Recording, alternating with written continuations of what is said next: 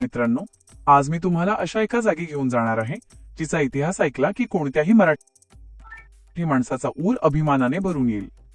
आपण आज माहिती घेणार आहोत महाराष्ट्रातील दुसऱ्या क्रमांकाच्या सर्वोच्च शिखराबद्दल आणि मराठ्यांच्या अफाट शौर्याच्या साक्षीदाराबद्दल म्हणजेच किल्ले साल्हेरबद्दल. नाशिक जिल्ह्याच्या सटाणा तालुक्यात सह्याद्रीच्या बागलाण रांगेत साल्हेरचा हा गड अगदी दिमाखात उभा आहे.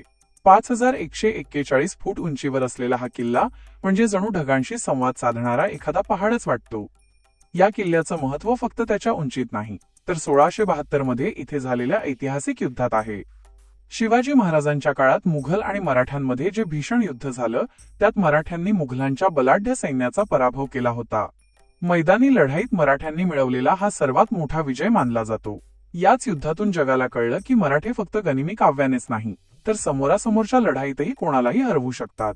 गडावर चढताना आपल्याला वाटेत अनेक भक्कम दरवाजे आणि बुरुज पाहायला मिळतात. माथ्यावर पोचल्यावर सर्वात आधी दर्शन होतं ते भगवान परशुरामांच्या मंदिराचं. असं म्हटलं जातं की परशुरामांनी याच ठिकाणी तपश्चर्या केली होती आणि इथूनच बाण मारून समुद्रमागे सरकवला होता. आजही तिथे त्यांच्या पावलांच्या खुणा पाहायला मिळतात. गडावर 12ही महिने पिण्याचं पाणी असणारी मोठी टाकी आणि राहण्यासाठी नैसर्गिक गुहा सुद्धा आहेत. माथ्यावरून जेव्हा आपण आजूबाजूला पाहतो तेव्हा समोरच सालोटा किल्ला दिसतो आणि दूरवर मांगीतुंगीची शिखरं नजर सुखावून जातात.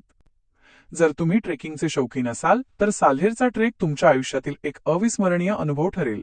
पण लक्षात ठेवा, हा गड सर करण्यासाठी तुमची जिद्द आणि शारीरिक क्षमता दोन्हीची कसोटी लागते. तर मित्रांनो, हा ऐतिहासिक ठेवा अनुभवण्यासाठी एकदा तरी साल्हेरला नक्की भेट द्या.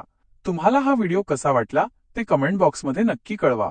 व्हिडिओ आवडला असेल तर लाईक करा, तुमच्या मित्रांसोबत शेअर करा आणि अशाच नवनवीन ऐतिहासिक ठिकाणांच्या माहितीसाठी आपल्या चॅनलला सबस्क्राईब करायला विसरू नका. जय भवानी, जय शिवाजी.